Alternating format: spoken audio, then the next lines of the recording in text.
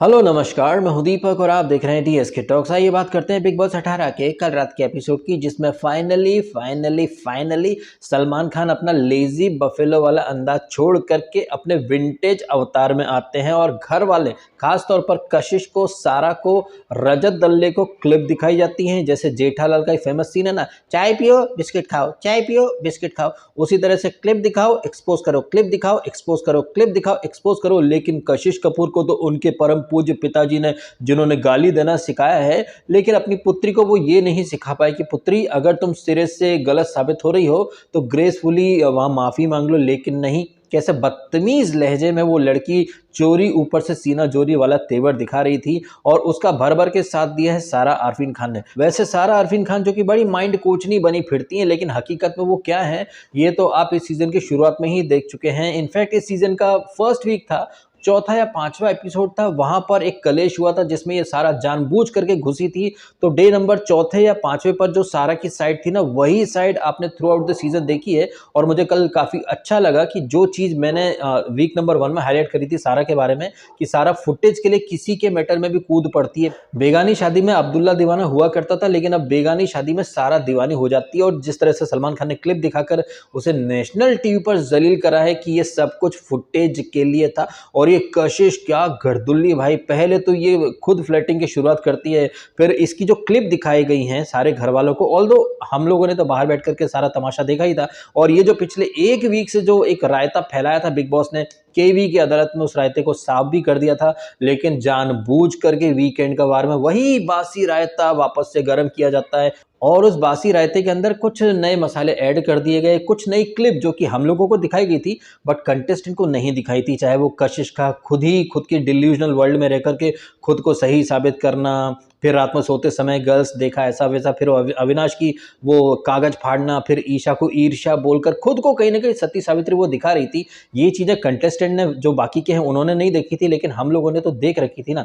तमाम बातों का निचोड़ ये है कि वो चीज़ें जो हम लोग ऑलरेडी देख चुके हैं, पिछला पूरा वीक हमने यही सारी चीज़ें देखी हैं, लेकिन जो अंदर जो कंटेस्टेंट हैं उन्होंने ये सारी चीज़ें नहीं देखी थी, तो उन्हें दिखाया गया। तो ये चीज़ तो हम अप्रिशिएट करते हैं। बट इन सारी चीज़ों के साथ जिस तरह से ईशा, एलिस और अविनाश लोगों की अपब्रिंगिंग पर जाते थे, चाहत को अरफीन से लिंक करते थे, और सबसे बड़ी एक जो घटना घटी थी कि एलिस ने केवी को जान से मारने की बात कही थी, भाई वो क्लिप भी दिखा देते। इतनी सारी आप जब क्लिप दिखा रहे हो तो वो भी दिखा देते ना। इनफैक्ट अभी एक दिन पहले जो सारा और केवी के बीच में जो घमासान मचा है, जिसके ऊपर सारा ने नेक्स्ट लेवल का वुमन कार्ड खेला है, खुद तो अपने नाखूनों से खरोंच रही है केवी को, बट बाद में विक्टिम कार्ड खेलती है, ये क्लिप भी दिखा देते। अच्छा, सारा से हमें एक बात और याद आई मित्रों, कि पिछले 3 दिनों से, आई थिंक 3 या 4 दिनों से एक पीपड़ी बज रही है कि दोस्तों बिग बॉस के घर में टास्क हुई है दोस्तों, गेट आउट कौन होगा दोस्तों, पाप का घड़ा भर गया दोस्तों, सारा अरफीन खान का इविक्शन हो गया दोस्तों।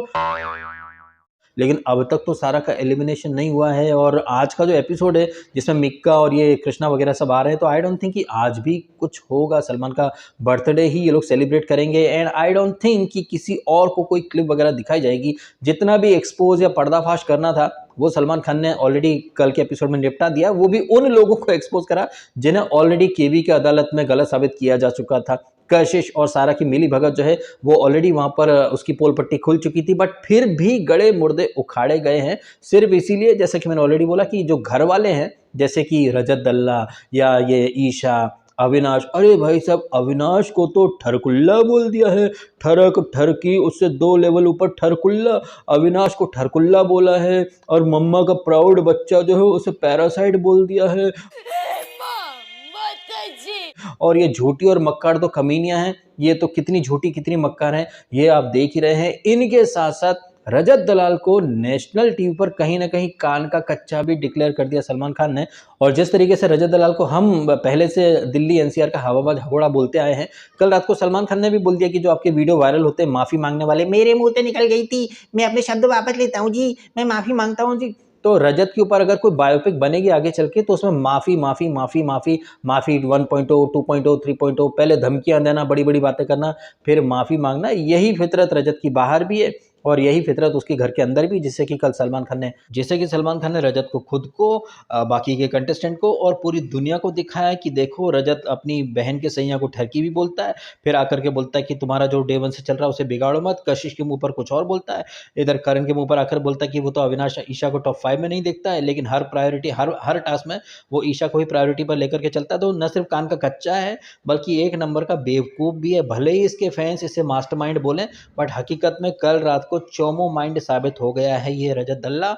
और जिस सो कॉल्ड आरडीज एंजल को लेकर के चल रहा था, उस एंजल में जो है ये कशिश, वो तो नेक्स्ट लेवल की फेक पदार्थ है। क्या इरिटेट कर रही है। सलमान ने उसको इतनी क्लिप दिखाई है, इतना उसको एहसास दिलाने की कोशिश करी है, लेकिन बिगड़ल बाप की बिगड़ल औलाद जो है वो सुधरने को तैयार नहीं है।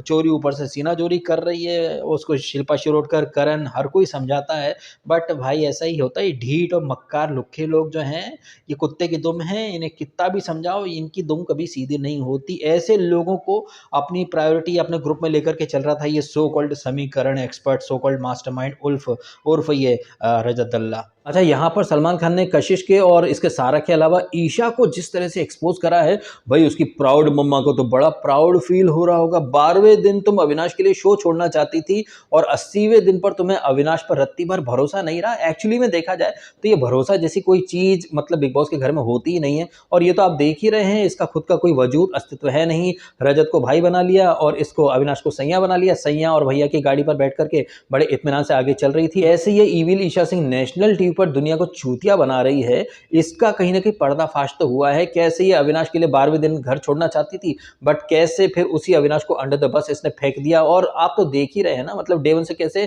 कह करके बेवकूफ बना रही है, और इसके चक्कर में अविनाश जो है वो नेशनल टीवी पर ठरकुल्ला बन चुका है। सलमान खान ने बड़ा तंज मारा है। हालांकि जब सलमान खान तंज मार रहे थे, इसे ठरकुल्ला बोल रहे थे, तो हंस रही थी बाजू में बैठी वो गर्दुल्ली सारा आरफीन खान, बड़ी माइंड कोचनी बनी फिर रही है। मुझे लग रहा है कि इसकी इन हरकतों से आरफीन खान को पर्सनली नहीं तो प्रोफेशनली तो बहुत बड़ा नुकसान झेलना पड़ेगा। लोग क्वेश्चन करेंगे कि भाई आप इतने बड़े माइंड कोच हो तो अपनी बीवी को थोड़ी सी कोचिंग देते ना, जो कि दूसरों के मुद्दे में घुसती है, तिल का ताड़ बनाती है, और कैसे उसने नैरेटिव 1 नैरेटिव 2 सेट करे, कुछ का कुछ बोला, बाद में कुछ और बोला।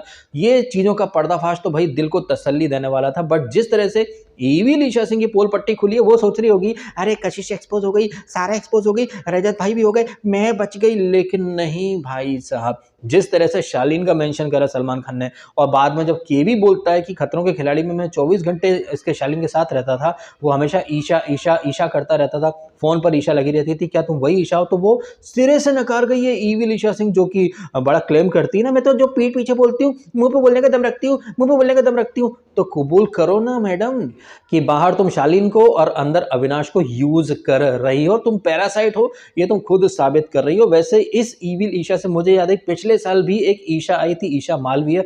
भाई नाम के साथ साथ इनकी हरकतें कितनी सिमिलर है। वहां पर चिंटू और वो चोमू कुमार था, यहाँ पर अविनाश और बाहर शालीन है। अब यहाँ पर आप समझने की कोशिश करें एक नेक्स्ट लेवल वाला कनेक्शन। शालीन जिसका खासम खास अभिषेक, जो कि पिछले साल ईशा का बॉयफ्रेंड था, फिर उससे ब्रेकअप होता है, फिर ईशा की जिंदगी में आता है चिंटू, शो खत्म होते से चिंटू से ब्रेकअप हो जाता है। अब यहाँ पर ये चिंटू और चिंकी के ब्रेकअप को हाईलाइट करके मैं एक चीज आपके सामने रख रहा हूँ, वो ये है कि वो लोग जो ये समझते हैं कि बिग बॉस के घर के अंदर प्यार मोहब्बत के रिश्ते बनते हैं, काफी रियल होते हैं, जेन्युइन होते हैं, भैया ये फर्जी और फ्रॉड रिश्ते होते हैं।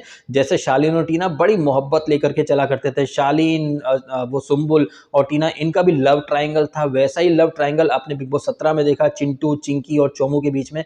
ऐसे ही आप इस सीजन में देख रहे हैं कि बाहर शालीन है, बट उसकी सो कॉल्ड बेस्ट फ्रेंड जो है वो अविनाश के साथ गले मिल रही है, हग कर रही है, फ्लाइंग किस दे रही है, गले लग रही है। उसकी मम्मी का स्टेटमेंट सलमान खान ने दोहराया था कि तुम्हारी मम्मी को बुरा लग रहा है कि तुम किसी के साथ इतना क्लोज चिपकन चिपकी कैसे कर रही हो। एक तरफ दोस्त है, एक तरफ कोई रोमांटिक एंगल नहीं है, बट एक दूसरे में घुसे रहते हैं। शालीन को तुम एयरपोर्ट छोड़ने आती हो, शालीन तुमसे रोमानिया से बात करता है इंटरनेशनल कॉल कर करके, बट वो तुम्हारा दोस्त है। अविनाश भी तुम्हारा दोस्त है, लेकिन आलिंगन पर आलिंगन करते फिरते हो। तो मतलब ये रिश्ता क्या कहलाता है? ये रिश्ता एक ही चीज कहलाता है, और वो चीज ये है कि ये रिश्ते साले सब फर्जी फ्रॉड रिश्ते हैं। चिंटू, चिंकी, चोमू, टीना, सुम्बुल, शालीन और अब अविनाश, ये ईशा और ये शालीन, ये सारे के सारे मिल करके पब्लिक को बेवकूफ़ बना रहे हैं। इस बात का एहसास आई थिंक कुछ हद तक अविनाश को हुआ है। जिस तरह से उसकी आंखों में थोड़ी-सी नमी आ गई थी जब उसे पता चला कि भई वो ठरकुल्ला बन चुका है, वो यूज़ एंड थ्रो किया जा रहा है इविल ईशा उर्फ पैरासाइट के द्वारा। अब आकर के उसकी आँखें खुली हैं, अब ये आँखें खोलकर बिग बॉस क्या साबित करना चाहते हैं? अब जिस तरीके से कल रात के एपिसोड में इसकी इमेज साफ करने की कोशिश की गई अविनाश की, उसके पहले केवी की अदालत में भी अविनाश की इमेज साफ करने की कोशिश की गई। क्या आपको लग नहीं रहा है कि अविनाश को ये लोग बहुत ऊपर उठाना चाहते हैं? आई थिंक विवियन तो वैसे भी कुछ कर नहीं रहा है, उसे लाडले को टॉप 2 में खड़ा कर दिया था, लेकिन शायद मेकर्स को रियलाइज़ हो चुका है कि वो टॉप 2 के लायक नहीं है। तो क्या आपको ऐसा नहीं लग रहा कि ये जितना भी कुछ यहाँ पर ड्रामा खेला है कल सलमान खान के द्वारा मेकर्स ने, वो अविनाश को टॉप 2 में लाने की एक निंजा टेक्निक है? पता नहीं क्यों यार मुझे ऐसा ही लग रहा है। बिग बॉस 15 में करण कुंद्रा, उसे करण नीति बोल करके प्रमोट किया जा रहा था, फिर वो टॉप 3 तक ही रुक गया था, फिर ऊपर वो पॉटिक और फेकस भी पहुंच गए थे। क्या पता उसी तरह से यहाँ पर लाडला जिसे टॉप 2 बोला गया था, क्या पता शायद वो नंबर 3 या नंबर 4 पर ही अटक जाए और फिर ये केवी के साथ में इसको अविनाश को खड़ा कर दिया जाए। पता नहीं क्यों, लेकिन जिस तरह से अविनाश का महिमा मंडन किया गया है, उसे दूध का धुला साबित किया गया है। ठीक है, हम मानते हैं कि पूरी गलती वहाँ कशिश की है, और ये चीपड़ी लड़कियां जो खेबड़ियाँ, ये खुद आगे बढ़ के नयन सुख लेती हैं, फ्लर्टिंग करती हैं, फिर एंगल वर्ड पे दिक्कत है। अगर तुम्हें एंगल वर्ड पे दिक्कत है, इसको तो खैर सलमान खान ने अच्छे से लपेट लिया कि तुम करो तो फ्लर्टिंग, वो करे तो चीप वुमनाइजर। खैर जिस तरह से कशिश कपूर और सारा का जो दोगलापन था, इनके जो वुमन कार्ड थे, इनका जो फेक और फॉल्स नैरेटिव था, उसकी तो क्या जबरदस्त तरीके से कंबल खुटाई करी है, मजा आ गया। बट इसके साथ साथ जो एक दिन पहले जो इसने सारा ने ड्रामा करा था, उसे भी हाईलाइट करना बनता था। लेकिन हाँ, सलमान खान ने एक चीज तो यहाँ अच्छे से हाईलाइट करी और उसे डिस्कस भी करा थोड़ी देर के लिए, वो है चुम का पहले टाइम गॉड बनना। मैं देख रहा था आप टाइम गॉड बनी हो, मेरा रिमोट गिर गया, उठाया तब तक आप एक्स टाइम गॉड बन चुकी थी, बट दूसरी बार आप टाइम गॉड बनी हो तो क्या सही बनी हो या फिर अनफेयर तरीके से? तो जिस तरह से करण को यहाँ पर थोड़ा सा ज्ञान देने की कोशिश करी सलमान खान ने कि सामने वाला जो ग्रुप है वो ओपनली बायस्ड होता है, वो फेयर होने का दिखावा नहीं करते हैं, तो प्लीज आप लोग भी ये दिखावा मत करें। कहने का मतलब ये कि सलमान खान यहाँ ज्ञान दे रहे थे श्रुतिका को, चुम को, और इसको शिल्पा शिरोडकर और करण को, कि शराफत की दुनिया का किस्सा खत्म, अब जैसी दुनिया वैसे हम, टिट फॉर टैट वाले मोड में चलो, ये फेयर बनने की ये जगह नहीं है, तो ज़्यादा फेयर फेयर की पिपड़ी मत बजाओ। आपकी जगह कोई और होता तो वो इतना फेयर होने का दिखावा नहीं करता, इनफैक्ट लपक ले बाघा वाले अंदाज में आकर वो भी वही सब करते जो श्रुतिका ने करा। तो जब आप कर रहे हो तो डंके की चोट पर करो। और ये जो ज्ञान दिया है सलमान खान ने केवीएन ग्रुप को कि जो भी आप कर रहे हो डंके की चोट पर करो, बायस्ड हो रहे हो अपने लोगों के लिए तो डंके की चोट पर हो, कहने का मतलब है कि जो भी कर रहे हो खुलकर करो। शायद इसी बात को ध्यान में रखकर जो हमने प्रोमो देखा है ना केवी वर्सेस विवेन डेसाना, जहाँ पर केवी कह रहा है कि ये बंदा भी जेलेसी और इनसिक्योरिटी वाली स्पेस से आ रहा है लेकिन कबूल नहीं कर रहा है, बस इतना ही फुटेज मिल रहा है विवेन को। अदरवाइज आपने देखा कि कल के पूरे एपिसोड में विवेन को टोटली इग्नोर किया गया। सो कॉल्ड लाडला, so called group leader, so called problem solver, so called सबसे लॉजिकल, उससे एक बार भी एक ओपिनियन तक नहीं पूछा गया है। जबकि जो क्लिप दिखाई गई हैं उनमें केवी काफ़ी जगह है, बट केवी इतना शाणा प्लेयर है कि उसने ऐसी कोई बात नहीं कही है कि भाई उस पर उंगली उठे। जिस तरह से वो रजत आया था, वो कह रहा था कि वो तो ईशा अविनाश को टॉप 5 भी नहीं देखता है, वो मतलब लव एंगल बना रहा है। तब केवी ने क्या कहा था, एंगल बना रहा है, मुझे तो लग रहा है रियल है। मतलब केवी कितना शाणा प्लेयर है, उसे पता है कि भैया वो जो कुछ बोलेगा क्या पता मेकर्स उन चीज़ों को उठा लें, हाईलाइट कर दें। तो यहाँ उसकी गेम अवेयरनेस तो भैया ज़बरदस्त तरीके से दिखाई दी है। कशिश के साथ भी उसकी बातचीत की क्लिप दिखाई गई है, वहां पर भी उसने ऐसा कुछ नहीं बोला जिसके ऊपर मतलब वो कटघरे में खड़ा किया जा सके। जैसे एक चीज यहाँ पर क्या आपने पकड़ी सलमान खान की, और वो है सलमान खान का दोगलापन। सलमान खान क्या कह रहे थे ईशा को कि आपने गेम को प्रायोरिटी दी है, दोस्ती को आपने नीचे कर दिया है। बट यही सलमान खान दिग्विजय को ज्ञान दिया करते थे कि दिग्विजय ये शो रिश्तों का है, आप अपने गेम को प्रायोरिटी पर रख रहे हो, आपको तो रिश्ते बनाने चाहिए, ये शो रिश्तों का है। लेकिन वही सलमान खान कैसे यूटर्न मार गए और ईशा को कह रहे हैं कि आपने दोस्ती के ऊपर गेम रख लिया। देख रहा है अविनाश, ये गेम को ज़्यादा प्रायोरिटी दे रही है, बट अगर दिग्विजय गेम को प्रायोरिटी दे तो वो गलत है। साजिश करके उसको तुम बाहर निकाल देते हो, बट अल्टीमेटली तुम भी तो वही बातें कर रहे हो कि ट्रॉफी तो किसी एक को ही मिलेगी, ट्रॉफी सबको नहीं मिल पाएगी, it's high time, please pull up your socks, इस तरह की बातें।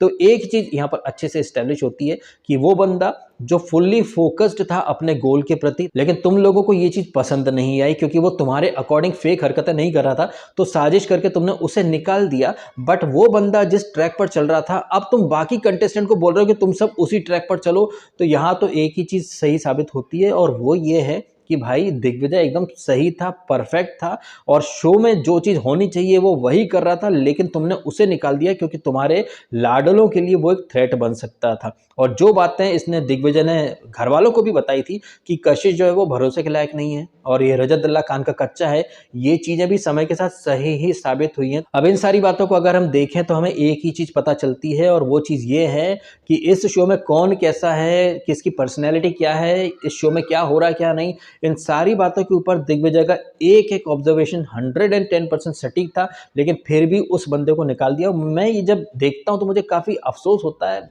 बुरा भी लगता है। और इन सारी चीज़ों के ऊपर ना मुझे याद आता है वो मिर्ज़ापुर का एक फ़ेमस डायलॉग कि बहुत तकलीफ़ होती है जब आप योग्य हो और आपको कोई किसी काबिल ना समझे। तो जब आप देखते हैं चुम, श्रुतिका, ये ईशा, ये सारा, ये कशिश जैसे लोग अब तक हैं, बट दिग्विजय को बाहर निकाल दिया गया, मतलब योग्य इंसान को बाहर निकाल दिया गया और अयोग्य लोगों को आगे बढ़ाया जा रहा है। भाई इसी को बोला जाता है कि अंधेर नगरी चौपट राजा। ऐसे जो फालतू के लोग हैं।